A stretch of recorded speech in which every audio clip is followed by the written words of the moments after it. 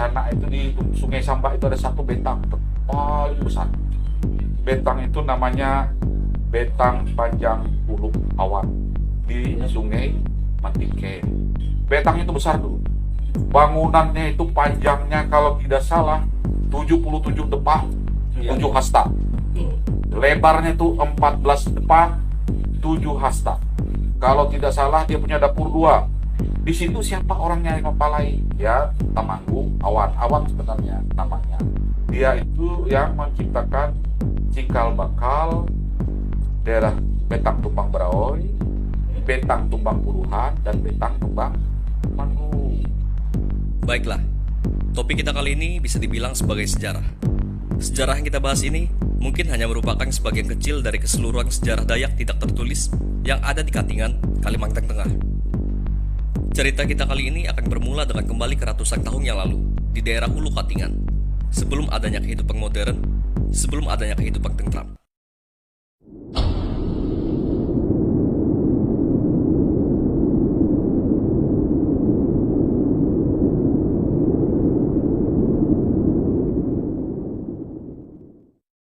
Zaman Asangkayau, zaman peperangan dan zaman berburu kepala antar suku Dayak ratusan tahun yang lalu. Zaman itu bisa dibilang sebagai zaman yang mencekam. Suku Dayak terbagi dan membuat kelompok-kelompok tersendiri dan membentengi kelompok mereka dengan betang. Di zaman itu hampir setiap kelompok yang berbeda aliran sungai akan saling mengayau dan berperang dengan berbagai alasan, seperti baleh bunuh, keperluan ritual tiwah, dan lain-lain. Sebelum cerita dilanjutkan, agar lebih mudah memahami pembahasan, kita harus mengetahui terlebih dahulu struktur jabatan dan gelar yang ada dalam suku Dayak pada saat itu. Jaga atau Pangkalima, sebuah jabatan bagi seseorang yang bertanggung jawab atas pertahanan dan keamanan suatu wilayah betang. Secara umum orang-orang menggunakan istilah Pangkalima dalam penyebutannya. Namun untuk orang-orang di daerah Samba Katingan, umumnya menggunakan istilah jaga. Mangku, orang pintar yang bertugas memberikan masukan-masukan untuk menyelesaikan permasalahan yang ada. Bisa dibilang Mangku adalah penasehat Temanggung. Singa, sebuah gelar yang diberikan masyarakat untuk seorang pemimpin yang memiliki sifat yang tegas, pemberani, dan ganas. Damang, jabatan bagi seseorang yang ditugaskan untuk mengepalai adat dan menyelesaikan masalah-masalah adat. Dambung, seseorang yang ditunjuk untuk menyelesaikan masalah-masalah yang ada dalam suatu wilayah betang. Masalah-masalah di luar adat menjadi tanggung jawab Dambung. Temanggung, jabatan bagi seorang kepala suku suatu wilayah tertentu atau mengepalai suatu wilayah betang. Nyai, seorang perempuan yang mengepalai suku suatu wilayah tertentu atau suatu wilayah betang. Secara umumnya Nyai adalah putri dari seorang pemimpin atau bangsawan. Namun di beberapa cerita, dikatakan bahwa Nyai bisa juga menjabat sebagai pemimpin suku. Biasanya ini terjadi dikarenakan Temanggung tidak memiliki anak lelaki atau keturunan lelaki, sehingga tugas untuk memimpin diwariskan ke Nyai apabila Temanggung tidak lagi menjabat. Sampai di sini sudah dipahami? Baik. Kita lanjut ke cerita. Kurang lebih pada tahun 1593, terdapat sebuah betang yang sangat besar. Betang ini bernama Betang Panjang Kuluk Awan. Betang ini terletak di Sungai Mangtikei, anak dari Sungai Samba. Betang ini dipimpin oleh seorang Temanggung yang bernama Temanggung Awan. Hingga sekarang di Sungai Mangtikei, terdapat sebuah riam yang dinamai sesuai nama Temanggung Awan, yaitu Riam Awan. Betang Panjang Kuluk Awan ini menjadi sebuah betang yang sangat besar di bawah pimpinan Temanggung Awan. Namun suatu waktu, terjadi sebuah musim wabah yang melanda wilayah betang tersebut, seperti penyakit menular, tumbuh-tumbuhan mati, gagal panen, dan sebagainya. Dilanda keadaan saat itu, akhirnya tokoh-tokoh penting di betang itu berkumpul dan berunding tentang masa depan Betang Panjang Kuluk Awan. Tokoh-tokoh penting itu diantaranya Mangku Baren, Jaga Merah, dan Damang Awat. Di situ Mangku Baren menggagaskan sebuah rencana agar mereka pergi meninggalkan Betang Panjang Kuluk Awan dan bermukim ke tempat dan wilayah baru yang lebih baik lagi untuk kehidupan mereka. Gagasan itu pun disetujui oleh banyak pihak dan diizinkan pula oleh Temanggung Awan. Walaupun Temanggung Awan sendiri memutuskan untuk tetap tinggal di Betang Panjang Kuluk Awan. Akhirnya rencana pun berjalan dan ritual Manajah Antang dilakukan untuk menunjukkan arah kepergian. Sebelumnya saya jelaskan dulu apa itu Manajah Antang. Manajah Angtang adalah proses ritual memanggil burung elang untuk mendapatkan sebuah petunjuk atau pertanda bagi suku Dayak. Biasanya ini dipakai saat perang atau saat menentukan arah dan mencari orang yang hilang. Tentunya elang yang dipanggil bukanlah burung elang biasa. Kembali ke cerita. Akhirnya ritual Manajah Angtang dilakukan dan Patinjau Rahasang ditujukan kedua arah, yaitu jalur Sungai Talunai dan jalur Sungai Pesel.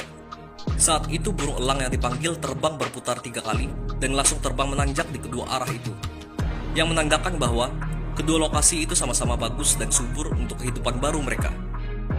Akhirnya kedua kakak beradik yaitu Mangkubaran dan Jagamerang sepakat mereka akan pergi ke arah Sungai Pesel. Sedangkan Damang Awat pergi belakangan dengan ritual Manajah Angtangnya tersendiri. Di sini kelompok Damang Awat pergi ke sebuah lokasi yang nantinya akan menjadi cikal bakal terbentuknya Desa Tumbang Baraoi dan bekerja sama dengan Temanggung Home. Jadi kelompok terbagi 3, yaitu kelompok Temanggung Awan yang tetap bertahan di Betang Panjang Kuluk Awan, yang nantinya akan menjadi Desa Tumbang Puluhan, dan kemudian pecah lagi menjadi Desa Tumbang Ate, Desa Tumbang Pangka, dan lain-lain. Berikutnya kelompok Damang Awat yang menuju ke arah lokasi yang nantinya akan bertemu dengan Temanggung Home dan menjadi cikal bakal Desa Tumbang Baraoi. Yang terakhir yaitu kelompok Mangkubaran dan Jagamerang yang menuju ke arah Sungai Pesel yang nantinya akan menjadi cikal bakal terbentuknya Desa Tumbang Manggu yang ada di zaman sekarang. Di sini kita hanya akan fokus ke sejarah Tumbang Manggu. Kembali ke perjalanan Mangkubaran dan Jagamerang. Mereka pun berangkat dari Sungai Mangtikei ke Sungai Pesel bersama kelompoknya. Dalam perjalanan, mereka singgah untuk beristirahat di tumbang Sungai Tuwung yang terletak di atas Riam Semaya. Sungai itu diberikan nama Tuwung berdasarkan nama seseorang, yaitu Tuwung, yang saat itu dipercayakan untuk menjaga sebuah balai di daerah Batu Endang Mangdi. Singkat cerita, mereka diberikan tempat untuk beristirahat oleh Tuwung. Paginya mereka melanjutkan perjalanan ke Sungai Pesel, dan si Tuwung turut membantu untuk mengantar ke pemukiman. Setelah perjalanan, akhirnya mereka sampai di muara Sungai Pesel dan tiba di sebuah dukuh. Dukuh adalah sebuah pemukiman atau tempat orang berladang pada zaman dahulu yang terdiri dari beberapa pondok.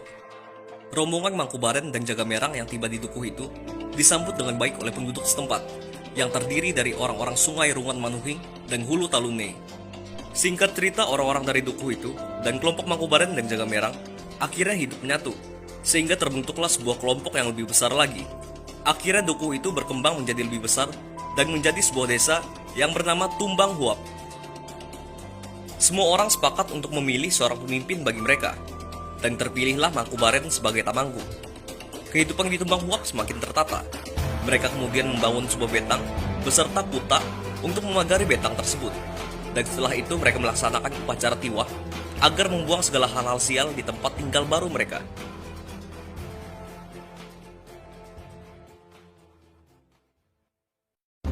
Setelah itu kehidupan di desa Tumbang Huap aman terkendali selama berpuluh-puluh tahun. Singkat cerita, setelah itu terjadi lagi musibah, penyakit dan sebagainya, sehingga akhirnya mereka melakukan musyawarah. Dan dari hasil musyawarah, mereka pun sepakat untuk pergi mencari tempat tinggal baru.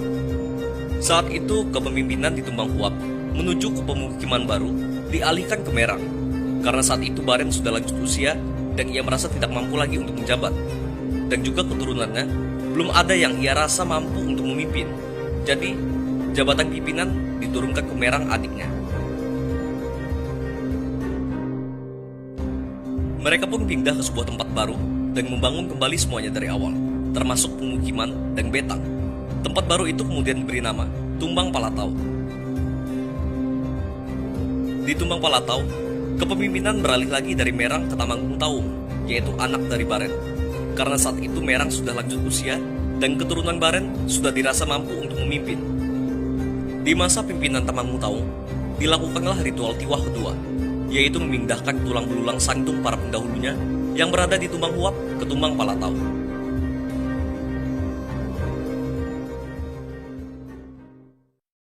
Singkat cerita, wabah lagi nih, pandemi lah kayak sekarang ini.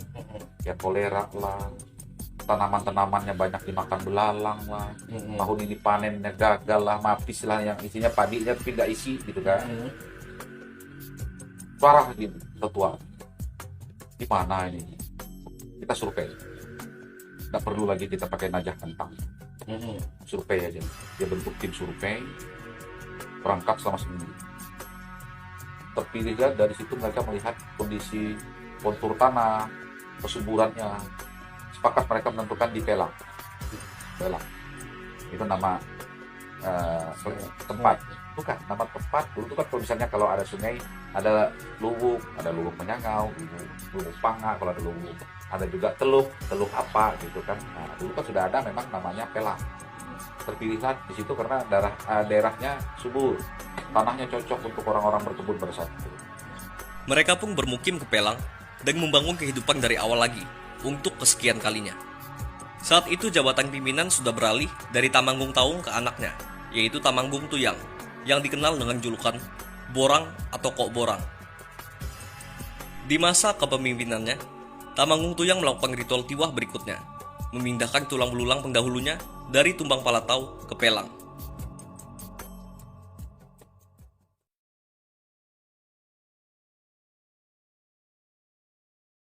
Kayak asang ini mulai reda, mengurang lah, enggak yang hilang, mengurang. Katanya, kalau begitu kita jangan terisolasi karena dia lebih terbuka. Kita kok masih di dalam sungai nih, sungai yang kecil. Coba kita keluar, ini agak mereda, nih kurang, sudah orang bunuh, mulai jarang.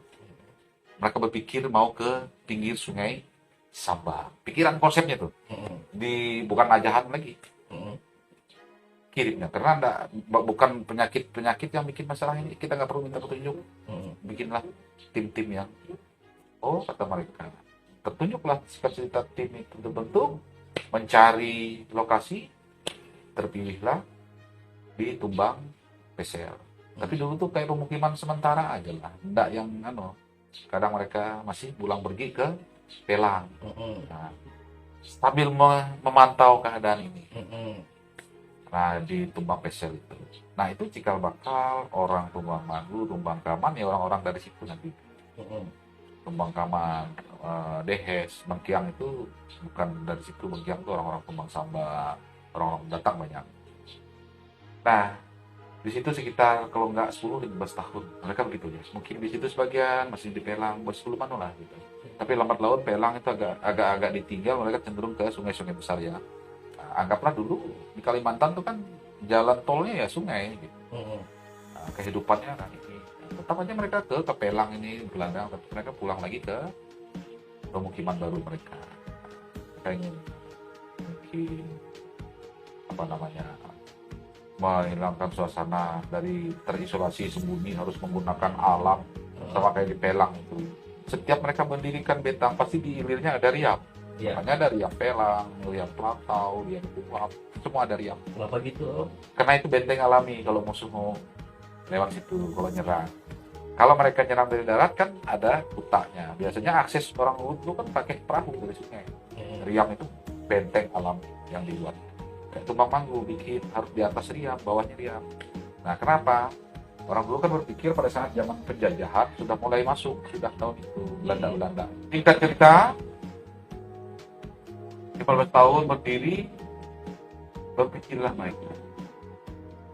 Kita nih di Tumbang Pesel nih, kok kayaknya pertahanan alam kita nggak ada. Ada jauh di Panaan, riam. Nggak riam juga. Model tumpukan batu dengan pasir kerikil saja lah. Berpikirlah mereka, kalau kita naik ke di atas riam Semaya gimana? Berpikirlah mereka, kata Tuyang, coba kita naik ke Manggu. Dan ada namanya Sungai Manggu. Di Tuwung itu ada Kok Tuwung masih, dan turunan-turunannya yang mendiami situ daerah sungai itu. Tidak boleh. Mereka lah yang berjasa membantu tua kita dulu buat pemukiman. Jangan kita ganggu dia. Naik sampai ke Manggu, ada di seberang ada Sungai Manggu, di situ naik dari situ. Mulai mereka bikin yang tadi, mulai diangkat nih bahan-bahan. Tuh yang bilang semua kita pindah ke sini. Yang di Pelang biarlah, jangan kita ganggu. Betangnya sampai sambung, sampai sekarang ada dan tiang-tiang betang sisanya Ya masyarakat lah berpuluh-puluh tahun nih, ratusan tahun jadi keleka namanya. Kalau yang lain itu bukan keleka, karena dia yang pindah semua bersih. Kalau ini ada peninggalannya, maka disebutlah kaleka. Karena ada peninggalan sampai sekarang, ada kutangnya, tiang-tiang, betangnya, standungnya, sapunduknya, tatar talinya, dan sebagainya masih ada sampai sekarang. Itu bisa dicek di lapangan, kan gitu. Kok Tuyang berpikir bikin kita pemukiman. Kok Tuyang ini berpikir bikinlah betang juga lah di Manggu seberang, Manggu seberang. Kami dulu tuh Manggu seberang kalau nggak salah. Jadi kok Tuyang bilang bikin betang.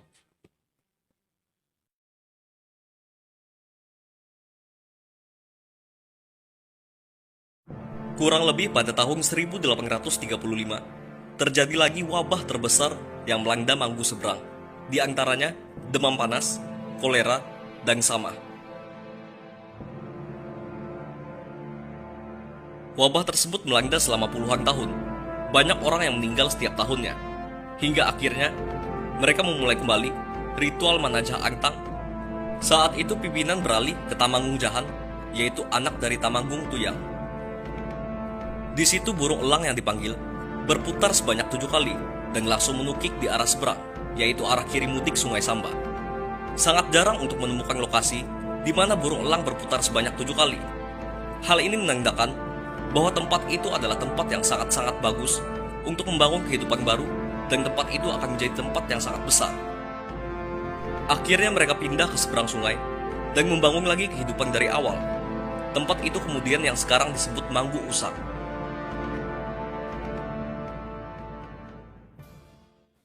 Kurang lebih pada tahun 1872, Tamanggung Jahan melakukan tiwah besar-besaran untuk memindahkan tulang belulang para pendahulunya, sekaligus melakukan pembangunan betang besar-besaran. Pembangunan betang itu selesai dalam 5 tahun, di mana saat itu terdapat 2 betang, yaitu betang Tamanggung Jahan dan betang Dambung Asu. Kurang lebih pada tahun 1890, sudah ada 18 rumah di luar betang. Mereka adalah masyarakat biasa di luar keluarga dengan garis keturunan Mangkubaran dan Jagamerang yang tinggal di betang. Kurang lebih pada tahun 1917, Tamanggung Jahan meninggal, dan pada tahun kurang lebih 1918, pimpinan beralih ke Dambung Asu. Dambung Asu adalah keturunan dari Jagamerang. Di sini saya akan memperjelas sedikit silsilah keturunan Jagamerang. Merang memperanakan Jeheng Nambir, Jeheng Nambir memperanakan Lungcu Pangjan, dan Lungcu Pangjan memperanakan Dambung Asu. Jadi, Dambung Asu dan Tamanggung Jahan adalah sepupu 3 kali, atau yang dalam bahasa Dayak Ngaju dikenal dengan istilah Hararuwe. Kurang lebih pada tahun 1933, Dambung Asu berhenti memimpin karena usia lanjut, dan pimpinan beralih ke Tamanggung Karotot, anak dari Tamanggung Jahan. Di sini Tamanggung Karotot hanya menjabat sementara, karena ia sudah membangun keluarga di kampung lain, yaitu Tumbang Samba, dan tidak mungkin baginya untuk menjabat pimpinan dengan harus meninggalkan keluarganya di Tumbang Samba. Kurang lebih pada tahun 1935, pimpinan beralih lagi ke Singamunyin, anak dari Dambung Asu, yang baru saja menyelesaikan pendidikan Zhending Barngsten saat itu. Di masa itu Singamunyin memimpin, dan saudaranya yang bernama Mue menjabat sebagai jaga. Dari situlah akhirnya Manggu Usang semakin berkembang ke zaman modern dan menjadi desa yang sekarang disebut Desa Tumbang Manggu. Baik, sampai di sini sejarah Desa Tumbang Manggu. Sebenarnya banyak cerita-cerita dan konspirasi yang telah terjadi dalam sejarah terbentuknya desa itu. Namun, saya hanya akan fokus untuk membahas peristiwa penting sejarahnya saja. Apabila ada kesalahan dalam penyebutan nama, waktu, dan sebagainya, tolong dimaafkan. Sekian video kami. Terima kasih.